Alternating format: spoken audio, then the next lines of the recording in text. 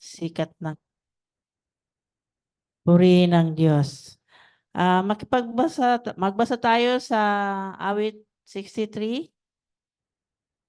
ang pananabik sa Diyos. Hallelujah. Mabuksan natin ang ating mga Biblia.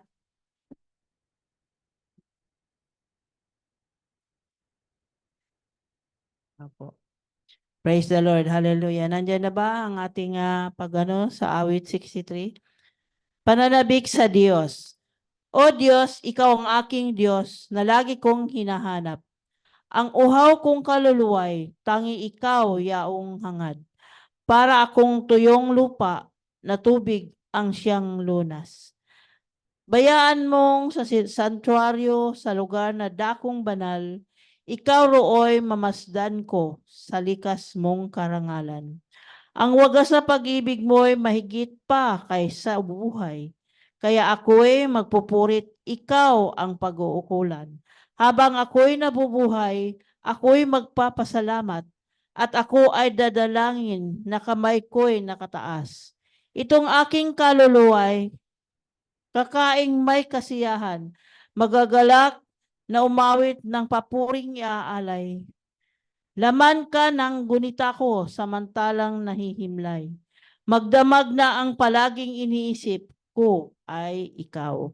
Pagkat ikaw sa tuwina ang katulong na malapit.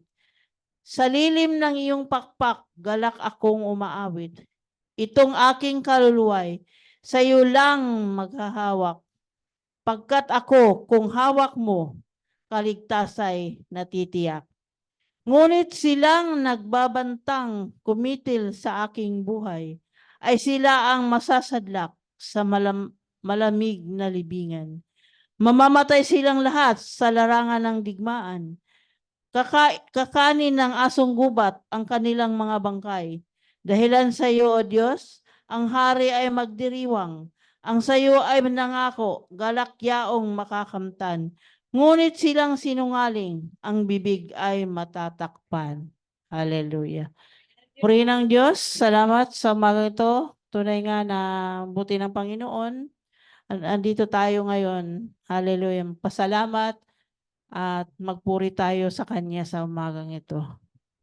At tinatawagan ko si Badnoy para sa ating pangunahing panalangin.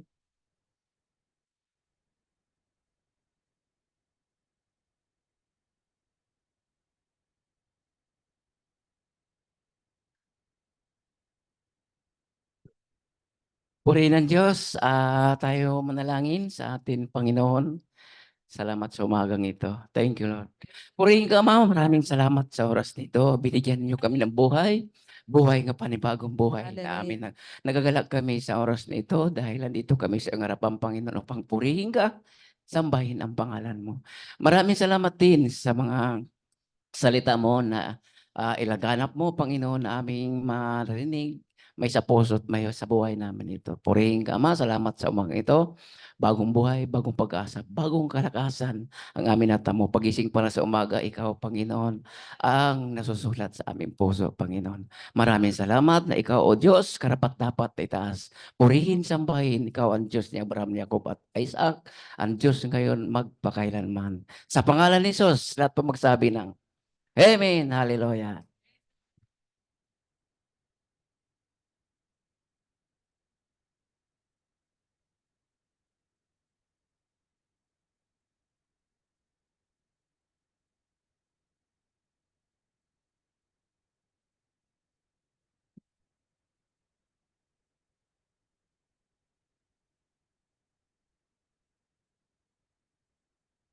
Hallelujah. Amen. Hallelujah. Tayo umawi sa Panginoon. Patuloy natin sambahin ang Diyos. Patuloy natin siyang itaas sa ating mga buhay na ang Diyos ay karapat-dapat sambahin at purihin. Hallelujah. Pag-ukulan natin ng pagsamba, pagbigyan natin ng tunay na pagsamba sa araw na ito, sa umagang ito. Hallelujah. Tayo umawit. For it's a new day of restoration. Zion is restored into the light.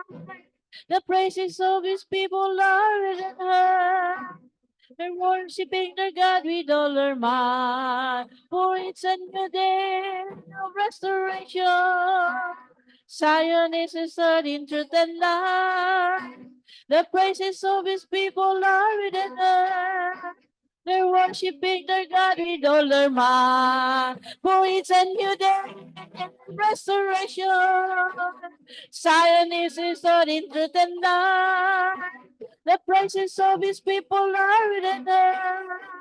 They're worshiping their God with all their might. I lay in Zion for a foundation a stone. I lay in Zion for a foundation a stone. A tried stone, a precious cornerstone, a sure foundation, a sure foundation. A tried stone, a precious cornerstone, he that believeth shall not make haste.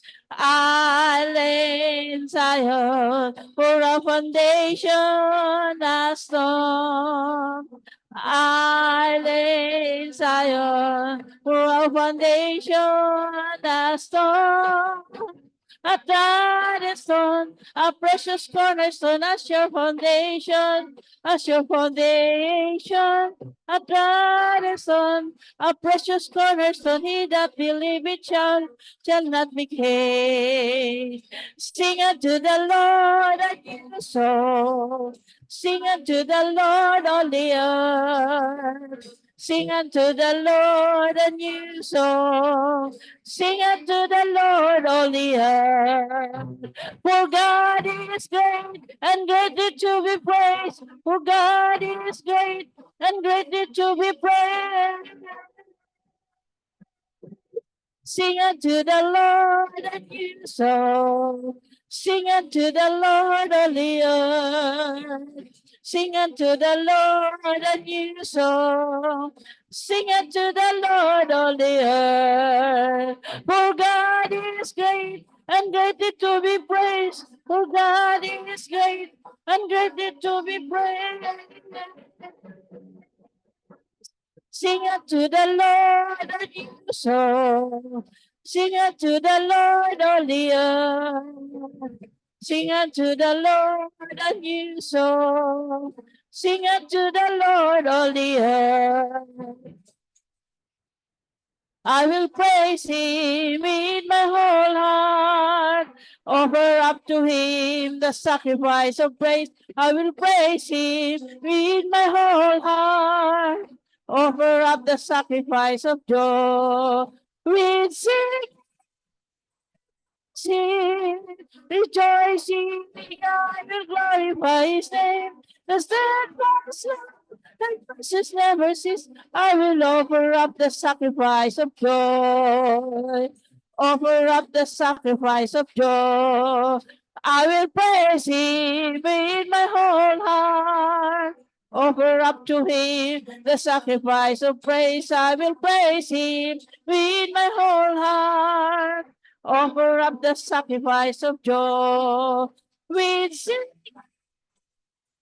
sing, rejoicing, I will glorify his name. The steadfast love never cease. I will offer up the sacrifice of joy. Offer up the sacrifice of joy. With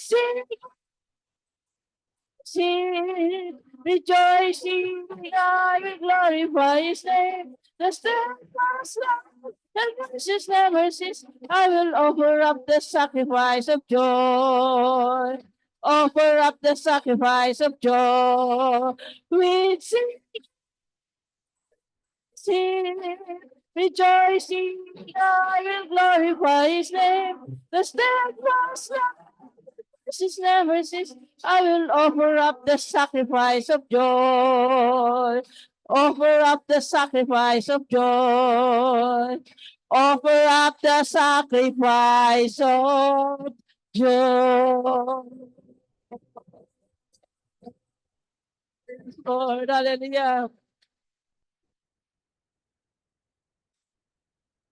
We sing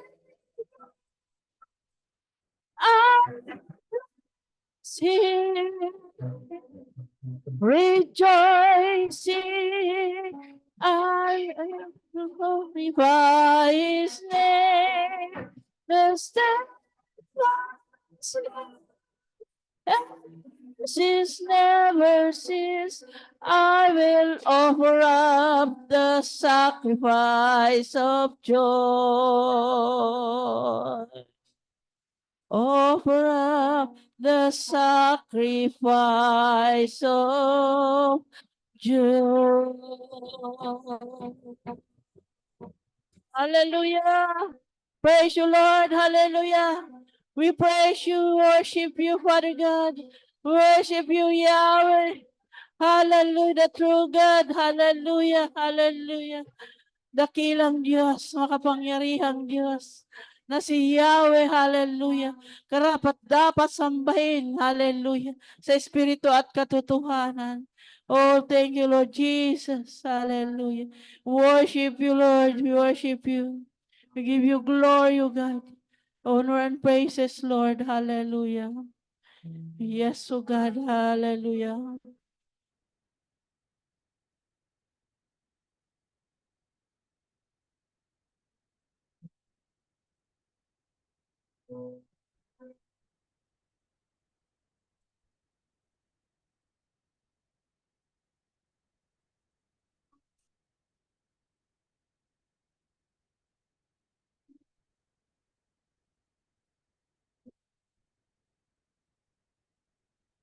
The splendor of the King,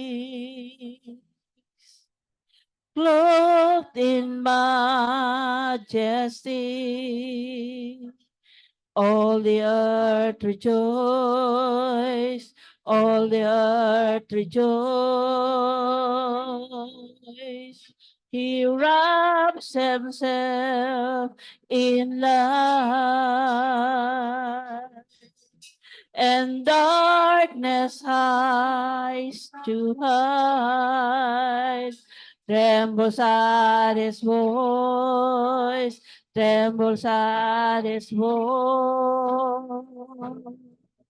How great is our God!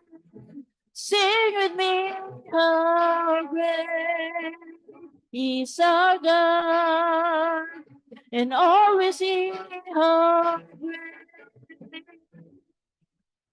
great is our God. Age to age, hallelujah. Age to age, He stands, and time is in His hands, beginning and the end, beginning and the end.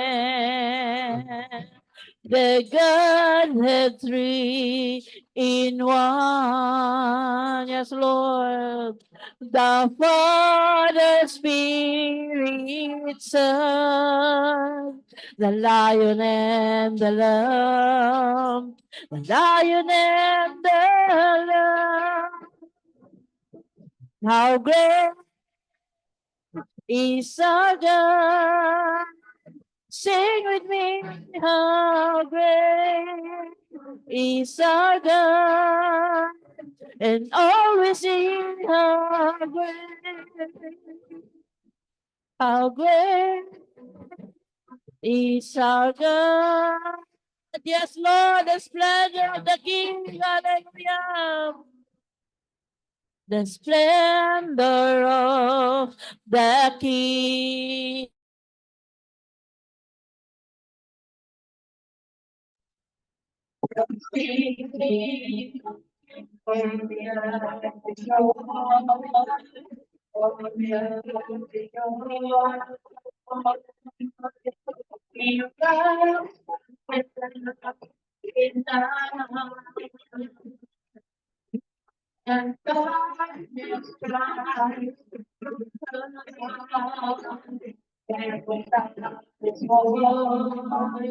Where was I?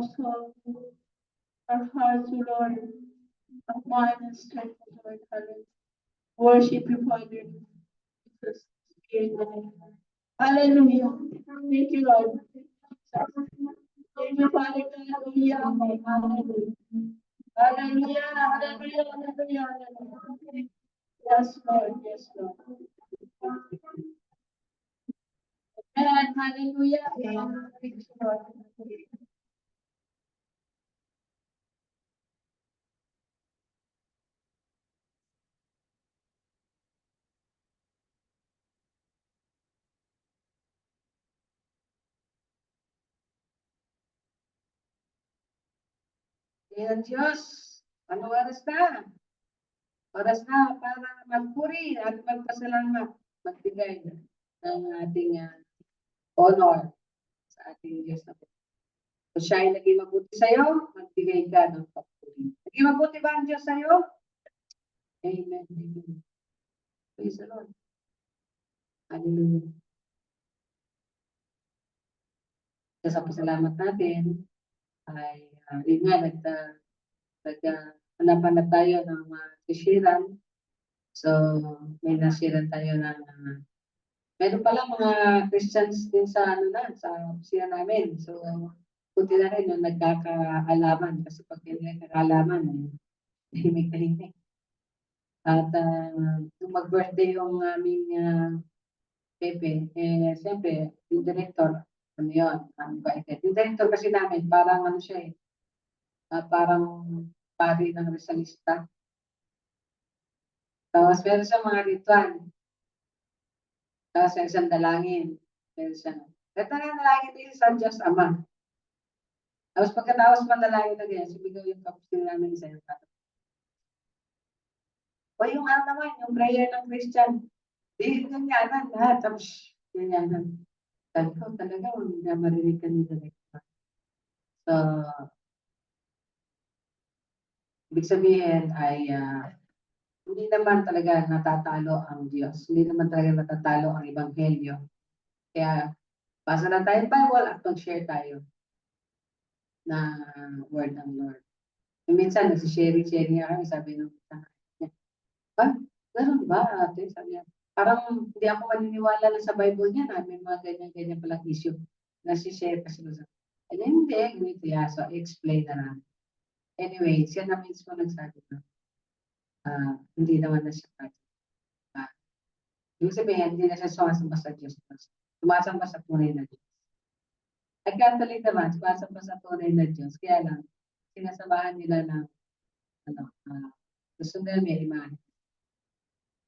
May imahe. So, kung tutusin kung yung hanapin nila sa puso nila yung tunay na Diyos, madali naman nilang din mahanap kasi hindi naman sila nalalayo sa mga doktrina ng born again, ng reform. Sabi nila nauna yung Catholic. Hindi po. Ang unang religion po ng mga Hudyo ay Jewish religion, no? Jewish. Kung saan nagsimula si Jesus. At si Jesus, siya yung nag-introduce ng Kristyanismo kasi siya ang Kristo. Ngayon itong Kristyanismo, napunta sa Roma, ay inadapt ngayon ng emperor ng Rome kasi naging Christian. Kaya sabi niya, magkaroon na tayo ng national religion. Ang tawag niya, Catholic. Ang ibig sabihin mo kasi ng Catholic ay universal. Kaya lang, dahil yung madami pong pare na born again, hindi ba nila, ni-reform nila. Ang tinawag nila dyan ay hindi lang Catholic, kundi Roman Catholic. Ibig sabihin, sa Romano lang yun. Hindi siya talagang Kristyanismo. So, kaya tayo naniwala tayo, we believe in the Holy Catholic. Ibig sabihin po, we believe in the Holy Universal Church of Christ. Yun po ang ibig sabihin po. Yung nasa creed yun, nasa creed. Pero iba yung Romano, kasi nagkaroon sila ng sarili nila mga doktrina na in-input doon sa kanila na hiwalay sa Biblia. So, okay, praise the Lord. Sino pong susunod na magpasalamat? So, panalangin lang tayo, pray lang tayo para yung gospel. Tuloy-tuloy lang. So, magpasalamat na tayo. Sino pa ba ang puri? Yung mga nakapag-enroll na ba, yung mga bata, no? Magpasalamat tayo dahil yung mga bata ngayon ang nag-start na nag-start na ng class. Ang pangalangin natin sa mga bata ngayon, mag-aaral ng mabuti, no?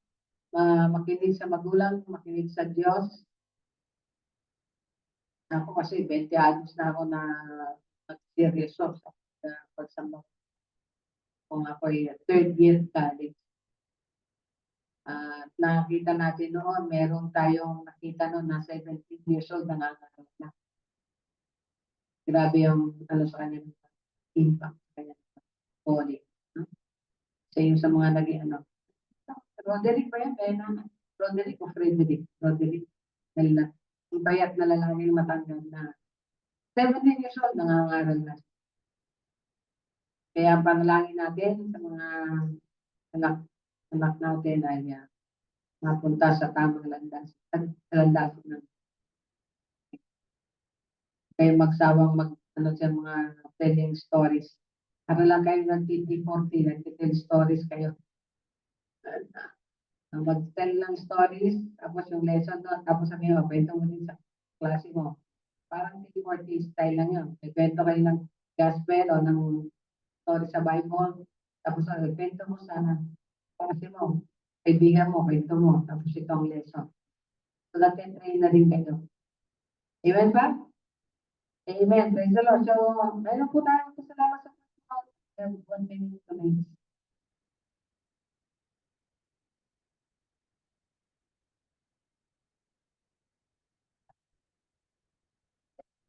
Puri ng Diyos, maraming salamat. Yung hindi ko na pa. Hindi ko na. Fasting, di ba? Nako ako kayo na. Pag naman, fasting. Kinakot ko lang ako Bible, yung web years na paborito ko talaga awit 91 verse 1 hanggang 16. Talagang simula pa. Puri ng Diyos. Tapos,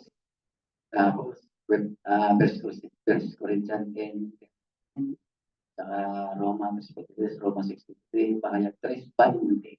Sabi kang pinaribali ko, sabi ko, ganito ng sa pawag mo daw. Pasalamat ako na pag nagtupal, pag ano pa pala, pag nag-ano ka na mag-fasting ka, talagang biyaya ng Lord yan. At saka binigyan niya ako kalakasan dahil sabi sa akin na, ay na tayo. Nandaan nilang pagkay, sabi ko, hindi mo na ako. Fasting ako, 65 na ako. 65 na pala dahil ko. Kaya pasalamat ako kayo. Thank you maraming sa Hallelujah. Ito nga ay memory verse ko ito sa Roma 7. Hallelujah. 7:24.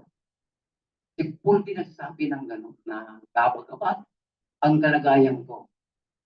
Sino ang magliligtas sa akin sa kamatayan? Dahil ang ando naman sa sagot doon.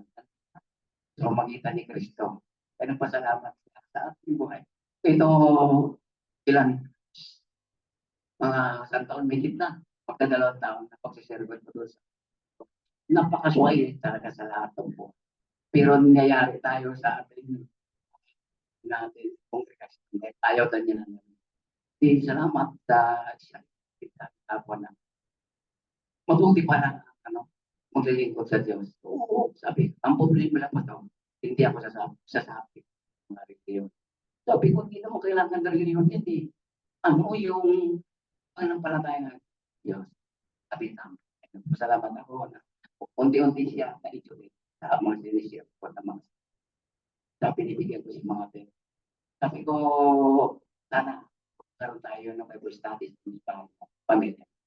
Nangapos ka, mag-isip-isip pa na sila. Di ko na mag-isipin. Tuloy na tayo. Tuloy ang Diyos, pinantay ko lang, pagkilos lang, Panginoon, Espiritu sa kanya. Sana, tumayin yung Espiritu ng mga Panginoon. Yan nawa, sabi niya. Hallelujah.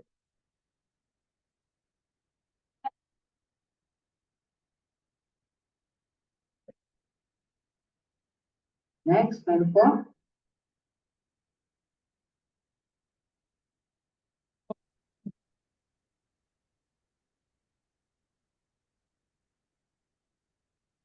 Hello? Hello po. Po. Naririnig po ba? Wait lang, hindi mo pa. No.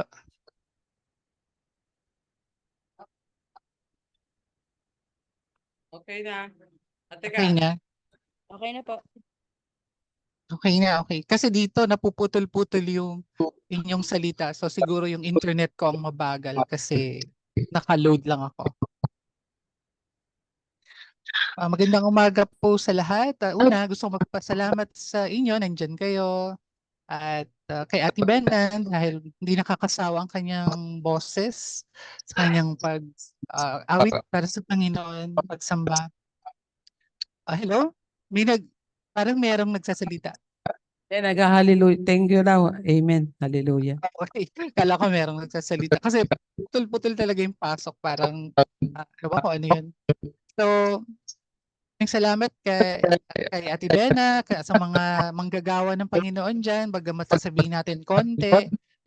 Pero sa Panginoon, di ba, kahit isang kaluluwa lang o isang tao, ang nasa Panginoon, maglingkod o bumalik, napakalaking bagay yan. Napakalaking kaligayahan ang dinudulot sa Panginoon yan. Kaya hindi natin dapat sa bilang o maliitin kung ano man yung mga lumalapit sa Panginoon.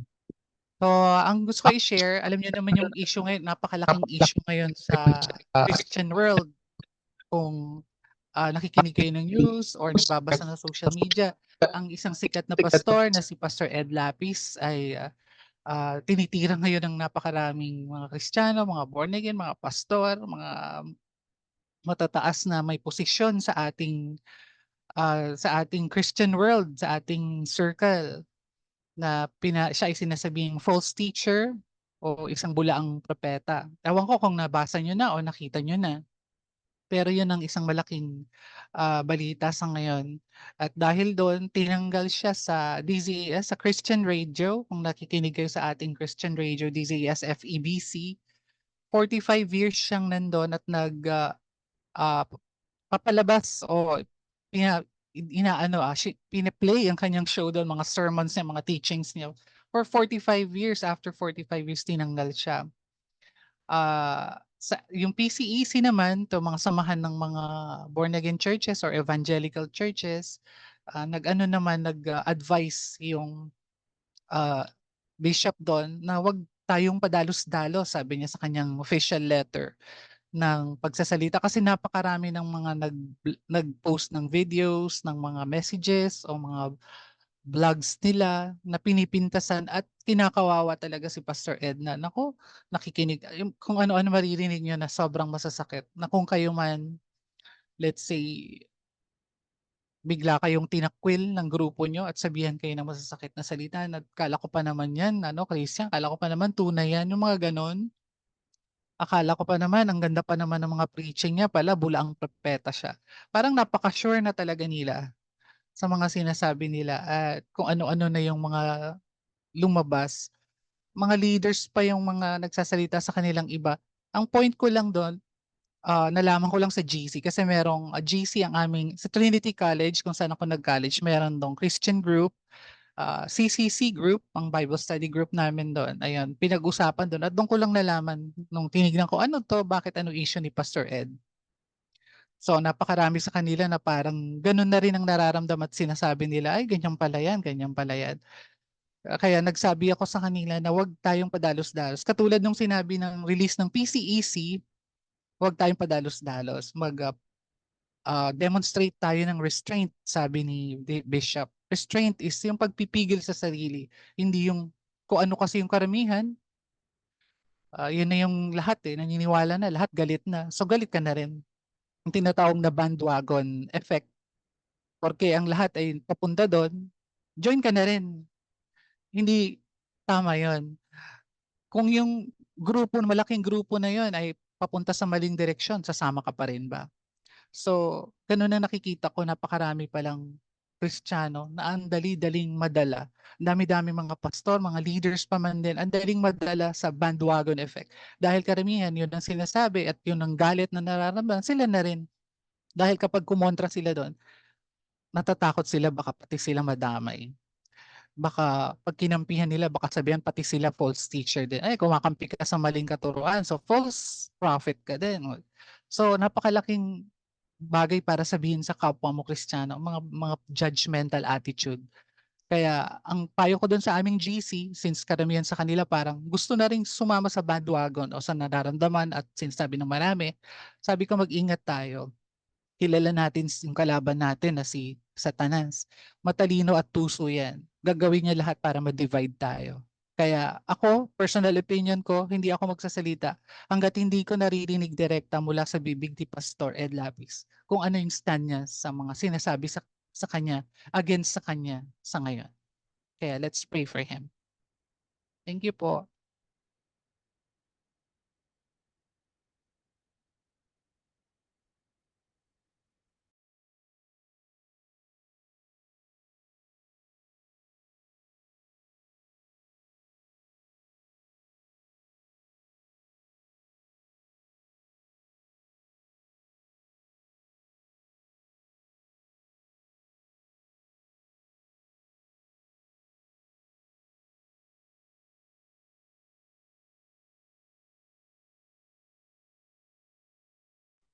Audio po.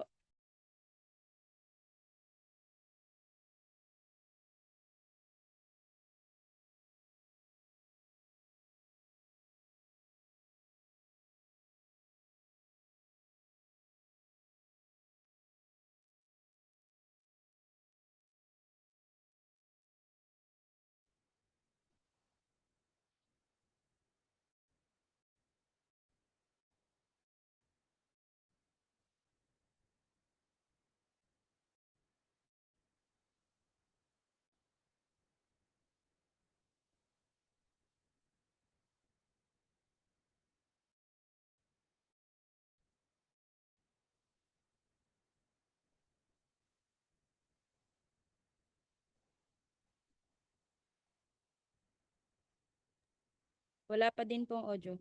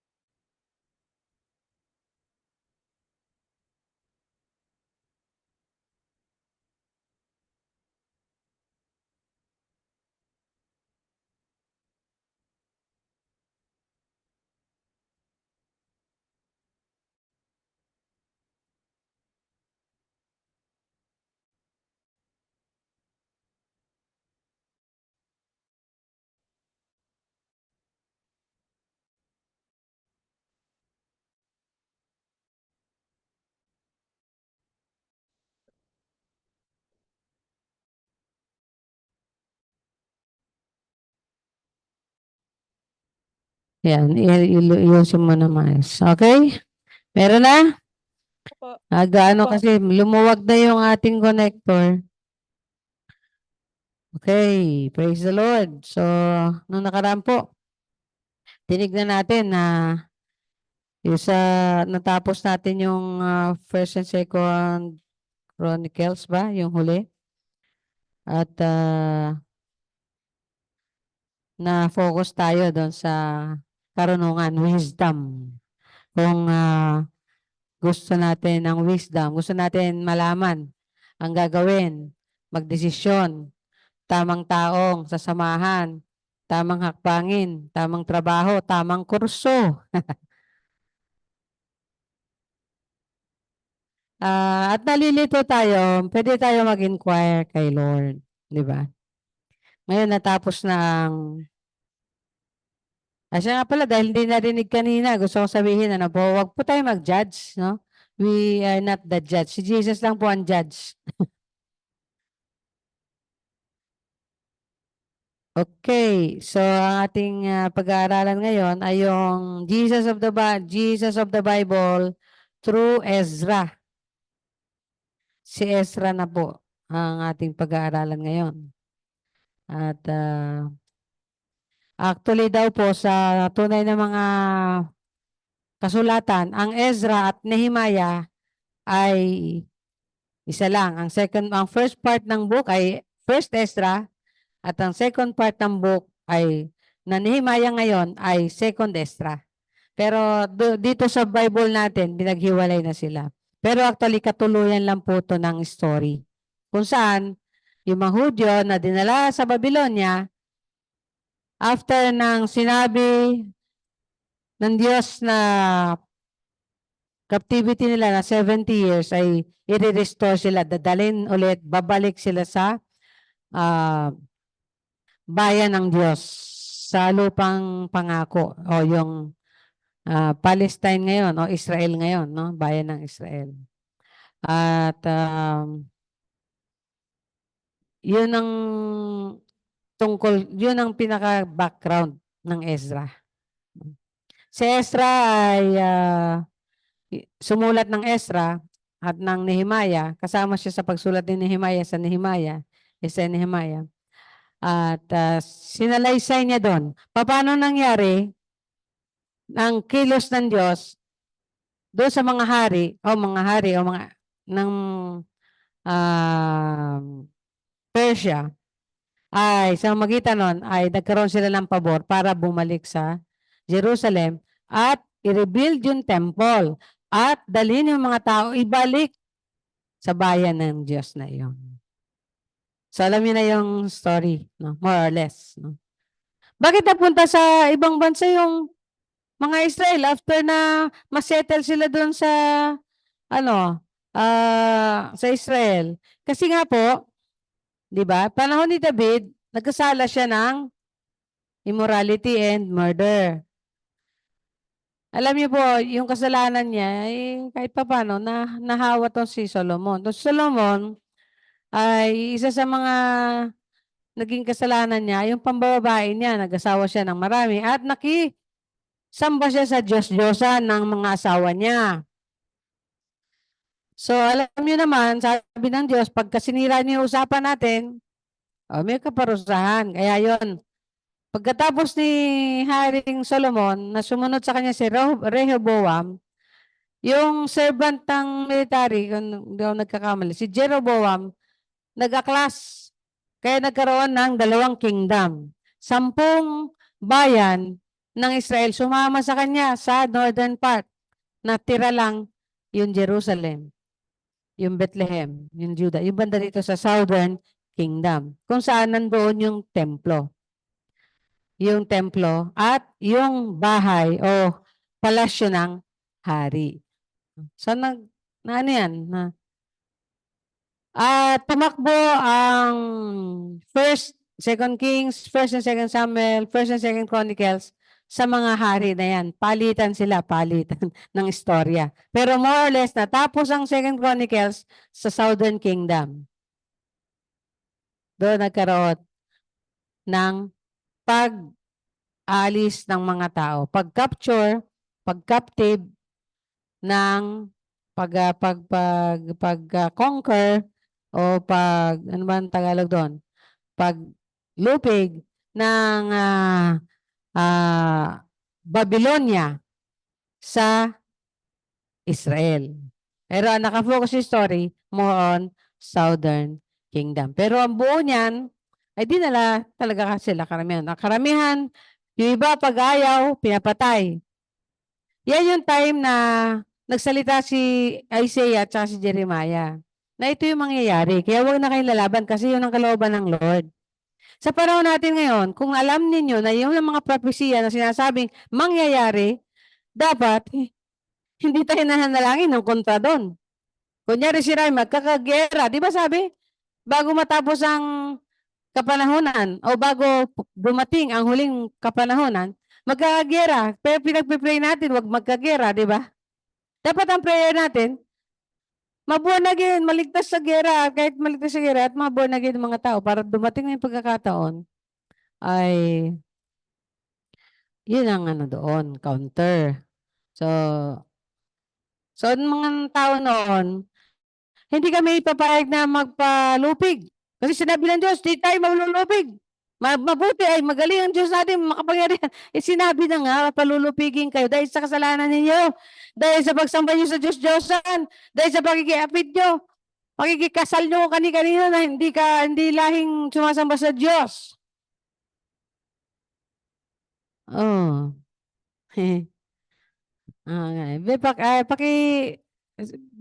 Ano nga, para hindi ako masyado sumisigaw sa inyo kasi alam ko sa inyo mahina yung boses ko pero sa loob malakas.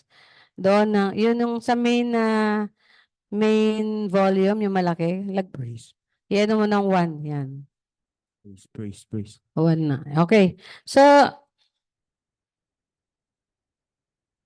sabi ng Jeremiah, pagdating nyo doon, panalangin nyo yung bayan na kung saan kayo pupunta para pag pinagbala ng Diyos, ang bayang lumupig sa inyo, pagpapalain din kayo kung nasa ngayon, di ba? Kasi na-captive sila.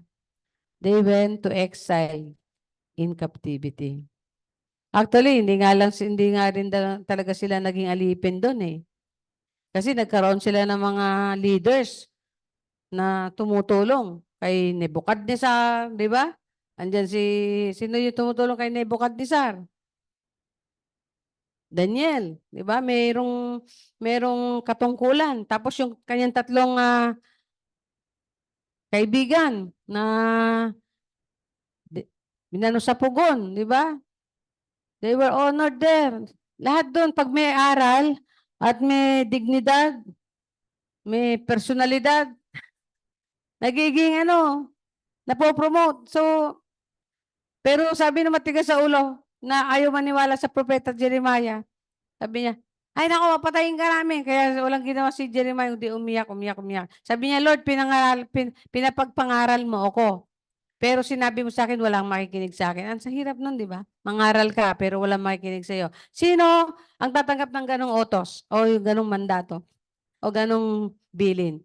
O Noy, mangaral ka, pero walang makikinig sa iyo. Pero mahalaga, alam mo, walang makikinig. At least alam mo, di ba? Pero si Jeremiah, umiiyak siya. Halos patayin siya ng tao, kinulong siya, pinahirapan siya. Pero sige, mangaral pa rin.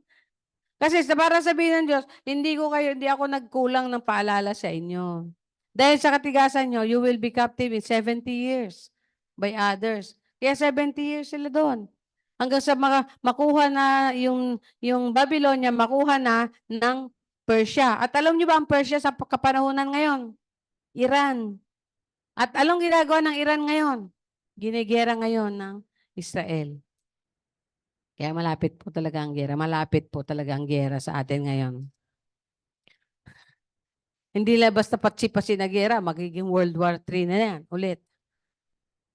Magkakampi-kampihan. At kung sino talaga magkakampi-kampihan. No? At bago mangyari yan, pumutok yan, mararapture ang mga anak ng Diyos. At pag pumutok yan, may maghahari na sasabihin siya yung Mesiyas kasi madideceive yung Israel. Yun yung Antichrist. At pagkatapos ng Antichrist, maggigera naman tayo sa kanila. Bababa si Jesus at gigirahin sila. Pero actually, isang gera lang, isang hip lang sa kanila eh. Tapos tinali yung leader. Sino yun? Yung Diablo, Satanas. Pagkatapos, maghahari si Jesus. Physical na paghahari po to sa mundo 1,000 taon. Pagkatapos ng 1,000 taon, papakawalan na naman sila para titignan nila ng Diyos kung sino yung talaga sumasamba sa Kanya o napipilitan lang sumamba dahil wala namang ibang sasambahin kundi siya lang. At wala rin ibang susundin, wala rin ibang naghahari kundi siya lang. At yung panahon na yun, sabi, ang sinumpa mamamatay ng wala pang 100 years old. Biro mo, pag namatay ka ng 100 years old, sinumpa ka. Sa kapanahonan ng millennium. Dahil dyan, ang ganda ng pamumuhay dyan sa kapanahonan ni Jesus ng millennium. Pero pagkatapos niyan, at tinesting sila, pinakawala naman ng si Satanas at ang kanyang mga diablo, at tinesting, at umaklas, at nag-aklas sila against the King Jesus. Doon na naman. Isang ihip na naman ng apoy. Tapos, ibubulid na sila sa dagat-dagatang apoy at yon, pati na yung leader. So, pati lang yung mga nagrahuyo. Doon talaga ang madalas na yun talaga mga false prophets nandun, tsaka false teachers. Kasi talaga yun, left and right na lang talaga yun. Dito ka o dito ka, sa Diyos ka o kay Satanas ka. So, yun na lang yun, wala nang iba yun. Tapos, pag nag-aklas na sila doon sa Battle of Armageddon or Battle of Gog and Magog. Kasi yung una yung Armageddon, tapos susunod yung Gog and Magog. Doon sa lugar yon. Ay doon sila, ay lalaban kayo talaga sa akin. Isang ihip lang. Tapos, ibubulid na sa apoy lahat ang lumang langit at dating lupa. Dahil darating na yung mag-form ng bagong langit at lupa. So that's it. Praise the Lord. So nakita niyo yung buong storya ng Biblia. Sana na napipicture niyo. Kung nagbasa kayo ng Genesis to Revelation, kahit papano napipicture niyo yan. Itong Ezra at Nehemiah ay istorya kung saan pagkatapos dalin, ang ginawa ng sinunog. Teka, magbasa tayo ng Bible para mas maganda. Sa Ezra po tayo. Hindi pala. Sa pinanggalingan, sa Chronicles. Yung bago matapos ang Chronicles. Second Chronicles. So, diyan tayo sa chapter 36. Verse 9. Tama ba? So, dito sa chapter 36, gawin natin Tagalog. Sabi dito, ay si Jehoiakim ay 18 taong gulang nang maging hari. Sa Jerusalem siya tumira at naghari siya roon sa loob ng 3 buwan at 10 araw. Masama ang ginawa niya sa paningin ng Panginoon. Sa pagsisimula ng taon, binihag ni Haring Nebukadnezar. Yun na yun, nagsimula na. Sa panahon ni Jehoiakim sa Babylonia. Pinagkukuhan niya ang mga nagmamahaling ari-arian sa templo ng Panginoon at ginawa niyang hari ng Huda at Jerusalem ang tiyuhin ni Jehoiakim na si Sedekia. Pero si Jehoiakim, dahil matigas ang ulo, ayaw magpasakop sa kanya. Si Sedekia ay 21 taong gulang nang maging hari. Sa Jerusalem siya tumira. Tapos na ba yun? Tapos naghari siya roon sa loob ng 11 na taon. Masama ang ginawa niya sa paningin ng Panginoon na kanyang Diyos at hindi siya nagpakumbaba kay Jeremias na propeta ng Panginoon. Ayaw sila makinig kay Jeremiah. Nagrebelde rin siya kay Haring Nebukadnezar. Kasi kabilin-bilinan nga ni Jeremiah, wag na kayong lalaban sa Babylonia. Pasakop lang kayo. Do it. At pag nandun na kayo, di ba sa Jeremiah 29? Pag nandun na kayo, panalangin niyo yung bayan kung nasan kayo. Pag pinagpala yan ng Diyos, pagpapalain din niya kayo. Naghimagsik sa kanya. Sabi niya, nagrebelde rin siya kay Haring Nebukadnezar kahit pinanumpa siya nito sa pangalan ng Diyos na hindi siya maghihimagsik sa kanya. Naging matigas ang puso ni Sedekia at ayaw niyang manumbalik sa Panginoon, ang Diyos ng Israel. Gayon din ang lahat ng punong pari at ang mga mamamayan ay hindi naging tapat sa Diyos. Sinunod nila ang kasuklam-suklam na mga ginagawa ng ibang mga bansa at dinungisan ang templo ng Panginoon na itinalagang banal sa Jerusalem. Dahil sa pagdungis, ito po yung ginawa ng Diyos. Laging nakikipag-usap sa kanilang Panginoon. Ang Diyos ng kanilang mga ninuno sa mamagitan ng kanyang mga propeta. Dahil naawa siya sa kanila at sa kanyang templo, pero hinamak nila ang mga propeta ng Diyos, pinagtawanan at binaliwala ang kanilang mga mensahe. Kaya't nagalit ang Panginoon sa kanila at wala na makakapagpigil sa kanya. Ipinalusob niya ang mga taga-Babilonya sa kanila. Pinatay ng mga taga-Babilonya ang kanilang mga kabataang lalaki kahit sa templo. Wala silang awa kahit kanino man. Lalaki man o babae, bata man o matanda, sakitin man o hindi. Ipinaubaya ng Diyos ang lahat niyang mamamayan kay Nebuchadnezzar. Dinala ni Nebuchadnezzar sa Babilonya ang lahat ng kagamitan sa templo ng Diyos, maliliit at malalaki at ang lahat ng kayamanan ng templo ng hari at ng kanyang mga opisyal. Pagkatapos sinunog nila ang templo ng Diyos at tinibag ang pader ng Jerusalem. Sinunog din nila ang lahat ng matitibay na bahagi ng lungsod at giniba ang lahat ng mamahaling bagay.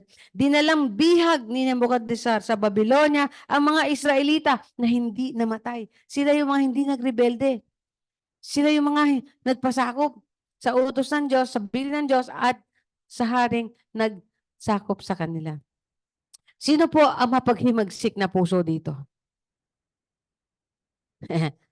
Alam niyo po, walang nangyayari sa mundo na hindi pinapayagan ng Diyos.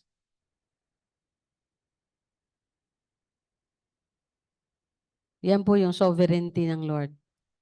Ang tawag dyan, sovereignty ng Lord. Control niya lahat. Inaalaw niya o hindi niya inaalaw. Sabi nga, kahit yung masama sa kanya rin ang gagali. Di ba, anong sabi dito? Ipinalusob niya ang mga taga-Babylonia sa kanila. Kung hindi inalaw ni Lord na lusubin ng Babylonia ang Israel, mangyayari ba? Ngayon kung nangyari, dahil hinayaan ng Diyos. And who can question that? Hello? Who can question what happened to you? Who can question what happened to you, my friend?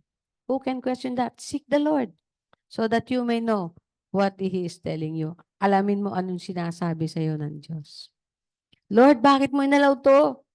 Ba't mo pinayagan to? Ba't nangyari sa akin to? Nung ako po'y mabangga ulit sa huling pagkakataon, wala akong sisihin kundi sarili ko. Lesson to me, di ba? Kung kayo magkasakit, sabihin mo nyo ba na pinabayaan kayo ng Diyos? Hindi. Lesson to you. May mangyari man sa atin, lesson to us. Para tayo matuto dahil sa pagkakamali natin. Ano ang gusto nila ma-realize dito?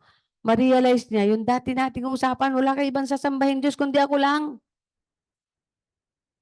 Huwag kayong makipagkasal sa mga hindi sumasamba sa Diyos. Ang nangyari ito dahil na-desecrate. Alam yung desecrate? Nababoy, nadumihan, nabastos nila ang templo ng Diyos. Pagka itinalaga at ginawa sinangtipay, ang tawag doon consecrate. Pagka naman nabastos, dinumihan, desecrate. Pagkatapos sinunog nila ang templo, biro mo yung mga taga-Babylonia, sunugin. Bakit? Wala nang saysay, dinumihan na nila yun eh. Ang kailangan ng Diyos ay malinis na ulit. Mag-ano ulit. Sabi nilang bihag ni Nebuchadnezzar sa Babylonia mga Israelita na hindi namatay. Kasi yung mga rebelde namatay. At ang mga ito ay naging alipin niya at ng kanyang mga anak hanggang sa naging makapangyarihan ang kaharian ng Persia. Kaya natupad na sinabi ng Panginoon sa magitan ni Propeta Jeremias na magiging mapanglaw ang lupain at makakapagpahinga ito sa loob ng 70 taon. Biro mo, napagod ang lupain nila. At dahil dyan, di na daw sila nagsasabat day, nagsasabat year, at anong tawag dito, sabbatical year o yung tinatawag na Jubilee, 50th year. Kailangan may pahinga, may release ng servants.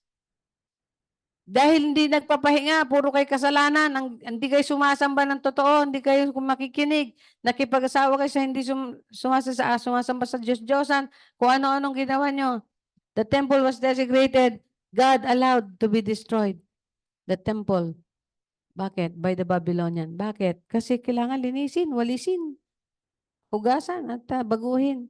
Kailangan ma-reborn, kailangan ma-rebuild, kailangan ma-born again. Katulad mo at katulad ko. Kailangan ma-born again. So, 70 years po yun na nasa Babylonia sila ng ilang taon.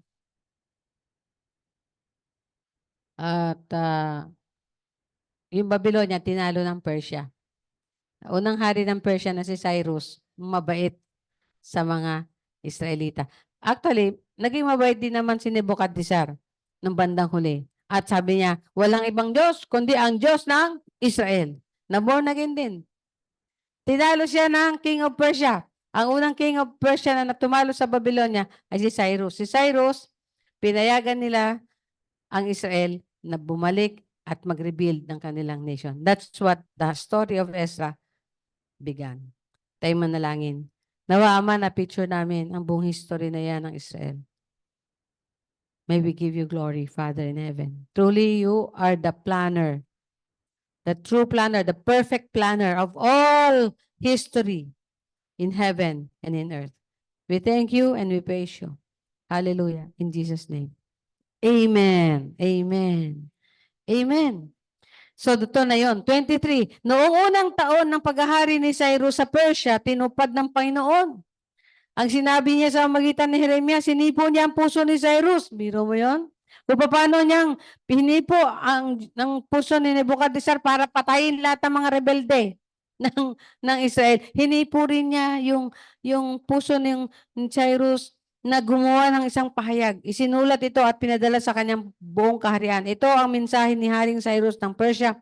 Ibinigay sa akin ng Panginoon ang Diyos ng kalangitan ang lahat ng kaharian dito sa mundo. At pinagkatiwalaan niya ako sa pagpapatayo ng templo para sa kanya roon sa Jerusalem na sakop ng Huda. Kayong lahat ng mamamayan ng Diyos, bumalik na kayo sa inyong lupain at naway samahan kayo ng Panginoon. Hallelujah. Grabe, no? Alam niyo po ba, kasi nabasa ng libro ni Jeremiah to si Cyrus, nandun siya. Sabi, ay, yan pala assignment ko. Kinilala niya assignment niya at kinuha niya, ginampanan niya yun. At that was the time na tinas na rin siya ni Lord. Ay, ito pala yung assignment ko. Pabalikin ang Israel o bayan ng Diyos sa kanilang bayan. Grabe, no? At nagsimula po silang bumalik noon. Year 536 BC before Christ. So, konti na lang, darating si Jesus 500 years na lang.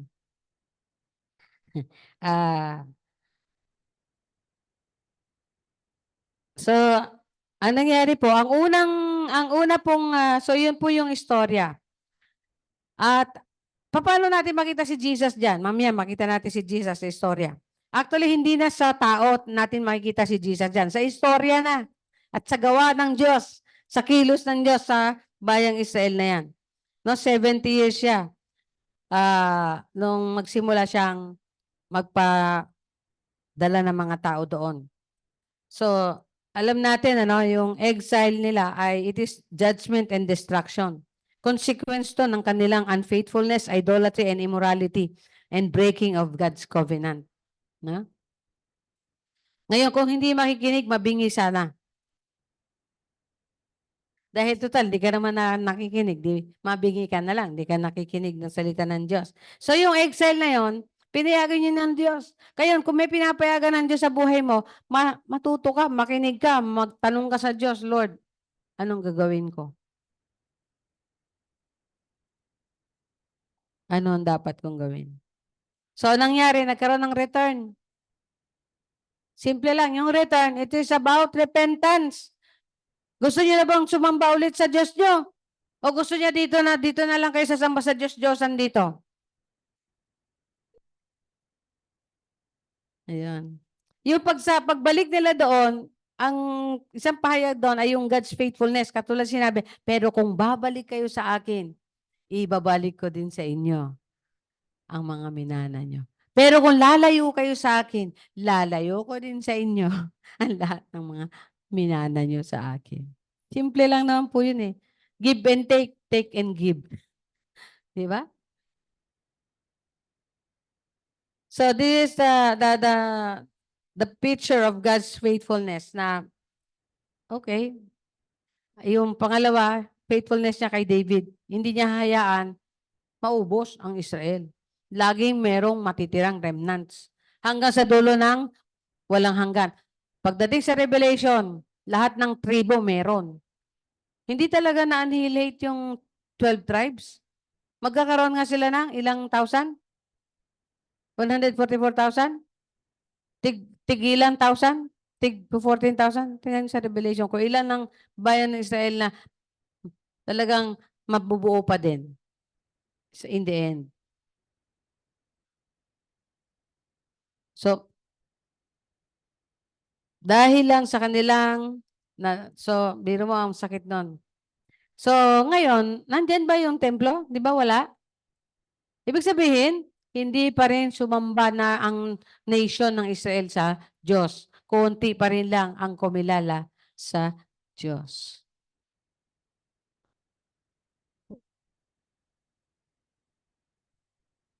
Kaya hanggang ngayon, wala na. Sino na magbubuo ng temple? Si Jesus na yung magbubuo ng temple. Kung bubuuin niya ng Antikristo, tingnan natin, pwede rin. Pero, madidistract pa rin sa Armageddon and later on sa Gog and Magog na battle sa giyera. Okay. So, ang 1 to 6 chapters ng Ezra ay nangyari 538 to 516 BC. It is the first tranche or the first part of yung Israel's return, mga Jews. Alam niyo po ba sa 3 million na Jews, ito naman ang siste. Ang gulo talaga ng Jews no?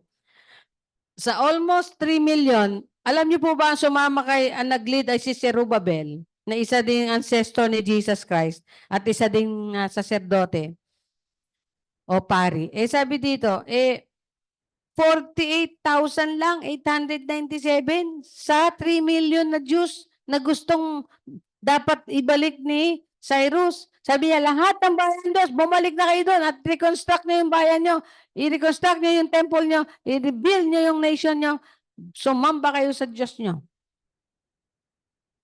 Ayaw na po nila. Sa 3 million, 49,000 mahigit lang ang sumama sa kanya. That's the first return. At ito pong sumama kay Zerubbabel, sila po yung nag-build ng temple, nag-rebuild ng temple. So rebuilding the temple is restoring our relationship and worship to God. Yun po yung picture doon. So hinayaan ni Lord na ma-rebuild. So ibig sabihin, inayos na ulit niya ang buhay. So this is about the reconstruction of the building. Natapos po yun. So ibig sabihin, gusto na ulit ni Lord na tumira sa gitna nila, sa kalagitnaan nila, at masamba siya.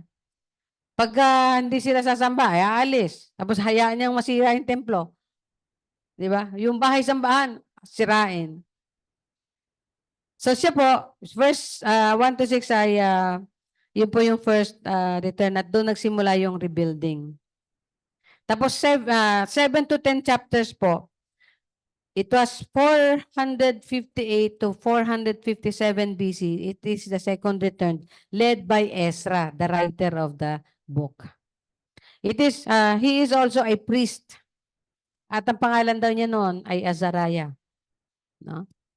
At ang sumama sa kanya sa return niya, sa second return niya, alam niyo ko ilan? 1,754 na Jews na lang. Wala talagang makumbinsi.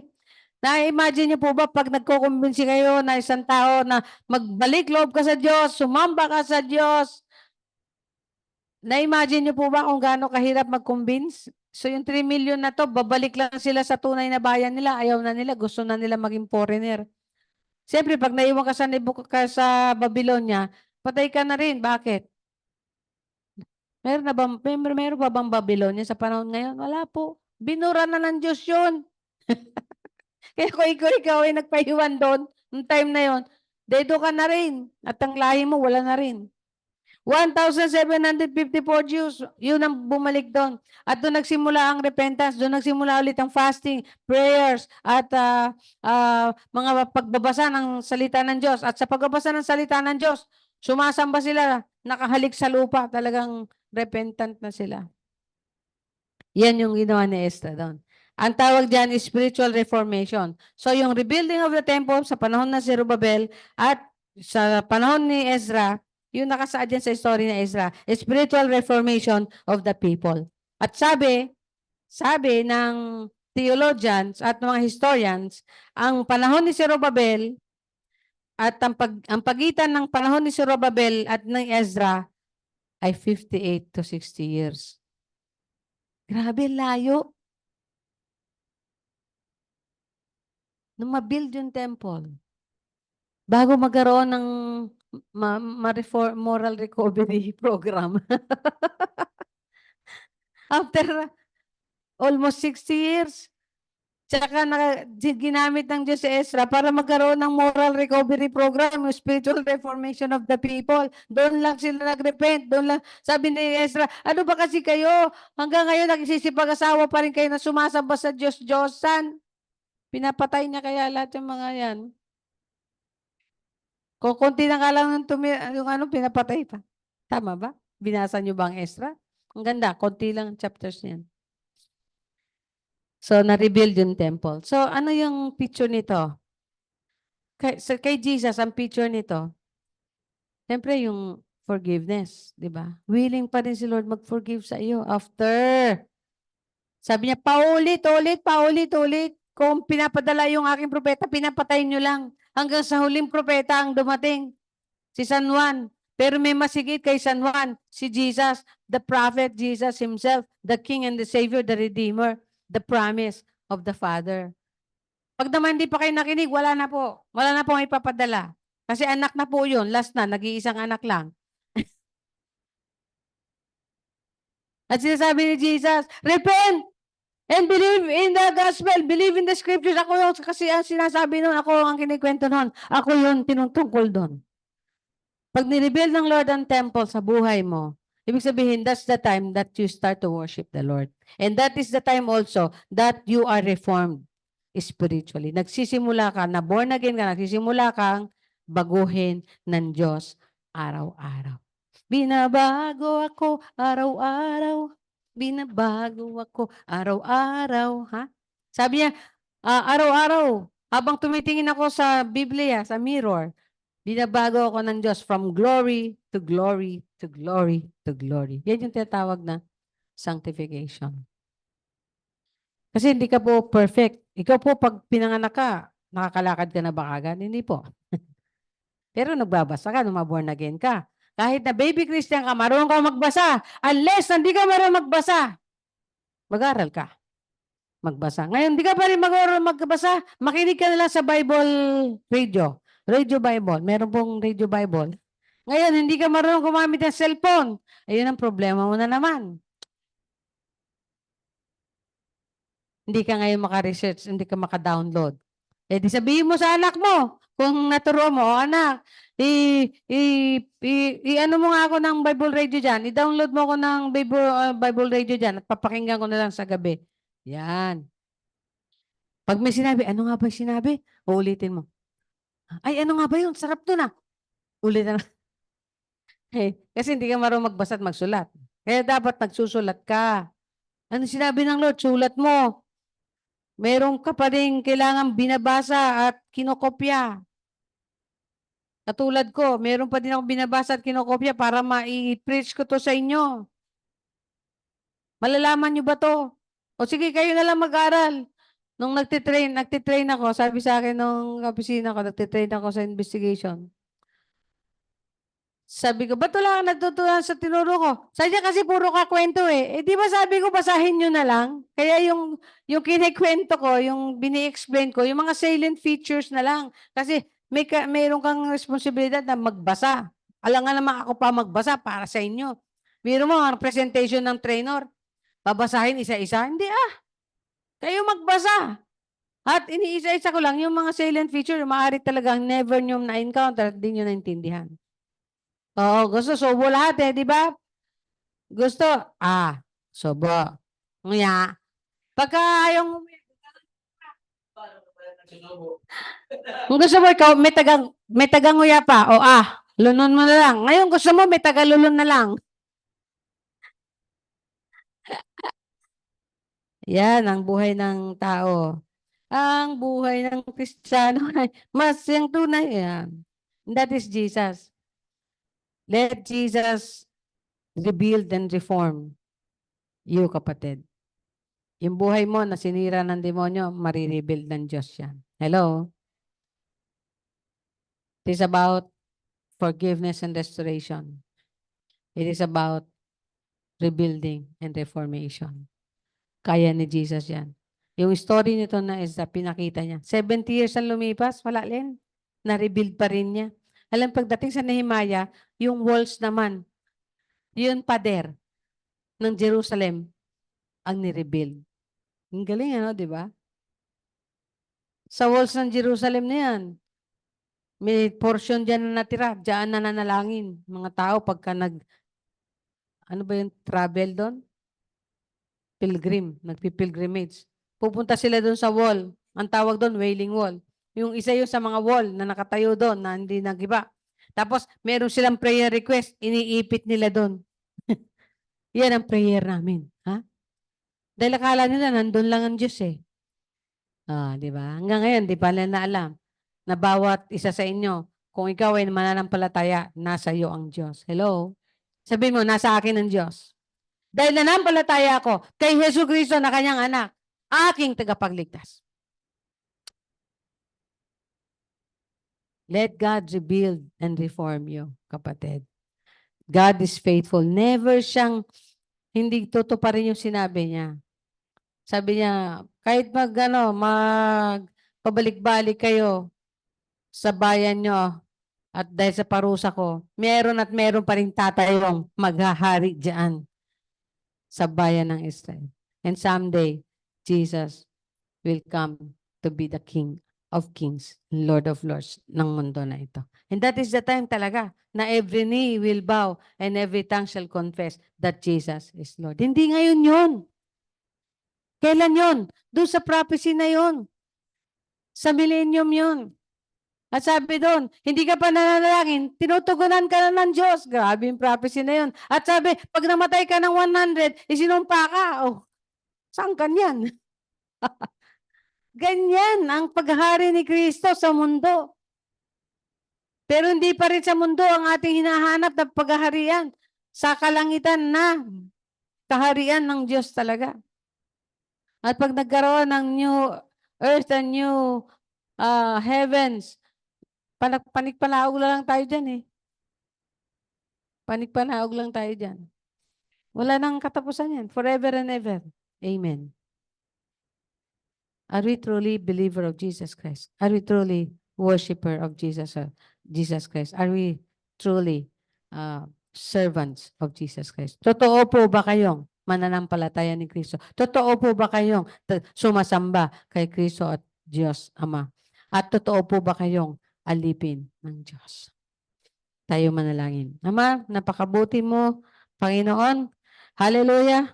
We give you glory. We thank you for everything. Tunay na ikaw ay tapat sa amin. Ang pag-ibig mo hindi nagmamaliw. Ang biyaya at habag mo hindi na lumalabo at hindi nawawala. Kaya nandyan lagi. Kung sino man ang gusto magbalik loob sa Diyos, sabihin lang yan, Lord, nagbabalik loob ako sa inyo, o Ama naming Diyos. At naamin ko na ako'y makasalanan. At tinatalikuran ko to, kundi ko man to lahat maiwasan. Salamat, babaguhin mo ako sapagkat nagbalik loob na ako sa inyo. Tinatanggap kita bilang aking Panginoon at tagapagligtas. Manirahan ka, maghari ka sa buhay ko, O Diyos. Salamat at pinatawad mo ako at nilinis sa magitan ng banal na dugo ni Kristo. At tinanggap mo ako ngayon bilang iyong sariling anak. Salamat po. Thank you, inaangkin ko yan, O Diyos. Salamat, pinakinggan nyo ang aking dalangin na ito sa pangalan ni Jesus. Amen and amen. Kung ikaw po ay nagtalaga ng buhay mo sa Diyos ngayon, ituring mo, ito ang araw na ika'y isinilang sa pamilya ng Diyos. Wala sila naririnig? Ay, sayang naman.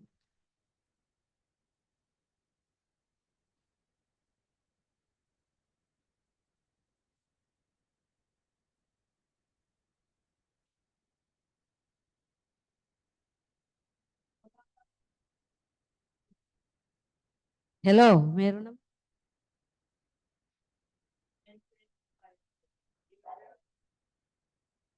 Praise the Lord. Okay. Gulo ng kalaban. Anyway, God is good. God is great na po. Tayo po ay tumako sa pagbibigay sa ating Panginoon.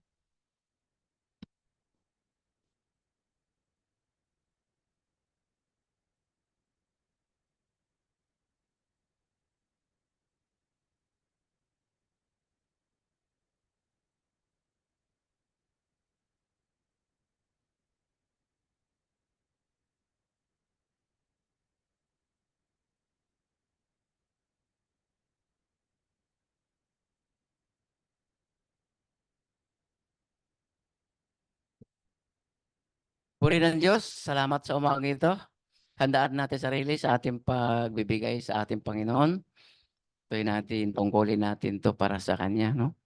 Hallelujah. Tayo manalangin, Panginoon, maraming salamat sa amin narinig, pagde-deliver ay pastor sa salita mo na ito ay makarating kahit naman sa sulok ng Montalban ito, Phase 1, Ilwan, Panginoon. Purihin ka, maraming salamat na patuloy mo ito, ginagampanan, patuloy mo ito. Hindi pa narinig namin tayo.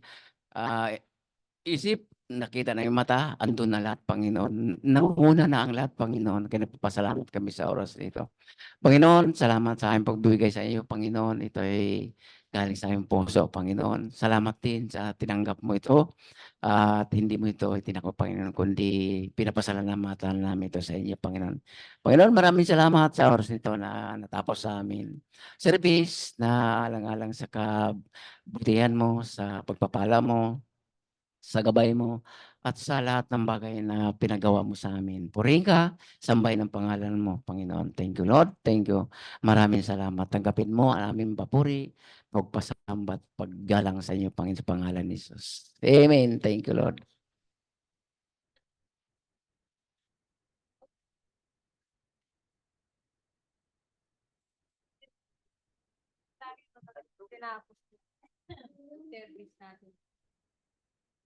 Praise the Lord. Hallelujah. Dadago tayo ngayon sa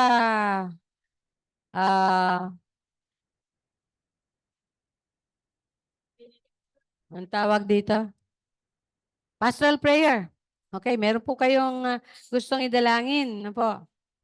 Birthday mo si Jay. Happy birthday, CJ. May papansit ba si Mama? Happy birthday, CJ. Anong wish mo, CJ? Pagpe-pray natin. Nahihiya siya. Wish niya.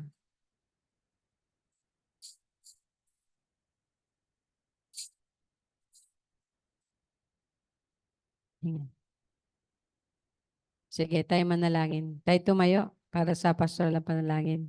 Una ay dinadalangin namin mga may birthday ngayong August. Salamat sa buhay. Salamat sa karanasan ng buhay. Salamat sa enjoyment ng buhay. Salamat din kahit sa mga trials ng buhay, Panginoon. Kasi kung hindi mo hinayang mga maipanganak ang bawat isa, hindi namin ma-enjoy ang lahat ng bagay nito. We will never see life and we will never feel life. Pero salamat sa pagkakataon na binuhay nyo, binigyan nyo ang pagkakataon, mabuhay, panganak. Ang mga pinanganak na yan na may birthday ng August, it is a thing, Lord, to remember. A good thing because of your goodness. Salamat po sa kaarawan ng bawat isa, si CJ, magiging kaarawan ng aking mga kapatid, si Alex at si Boy, at ganun din si Nancy, kumari ko, at yung mga meron pang hindi ko mabanggit na mga iba pang mag-birthday ng August, ay alam nyo, Panginoon, i-bless nyo, Father, ang mga birthday celebrants ito. Pakinggan nyo ang kanilang hinaing, ang kanilang mga puso.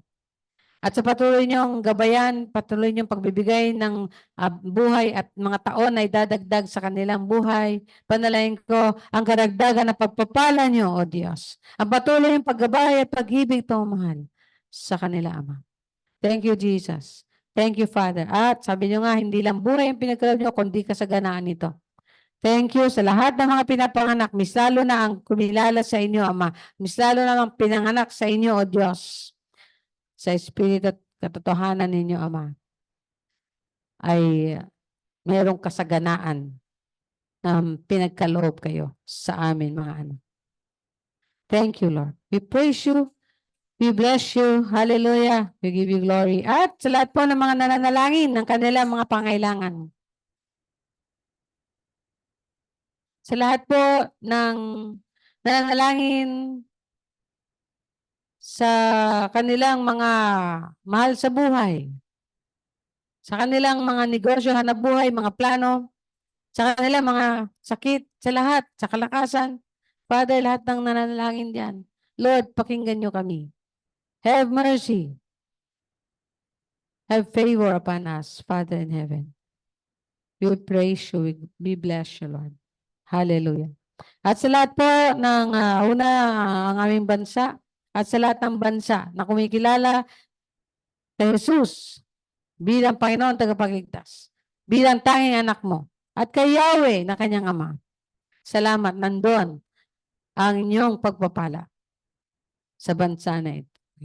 Purihin, sambahin ka, Ama. Hallelujah. Sa pangalan ni Jesus, sa pangalan ni Jesus. Amen and amen. Hallelujah. At para siyempre sa dakilang pagpapala at basbas ng Diyos, Father in heaven, hindi kami aalis dito hanggat di nyo kami binasbasan, O Ama namin Diyos. Kaya nga po, Ama, at ikaw, aming Panginoong Jesus, at kasama tayong kasama kapangyarihan na banal na Espiritu, basbasan nyo kami ngayon, O Diyos, sa inyong presensya at kapangyarihan. Sa pangalan nyo, sa pangalan ni Jesus, ngayon at magpakailanman. Amen and amen. Praise the name of the Lord. Hallelujah. At syempre po, ang ating pong documentation na picture.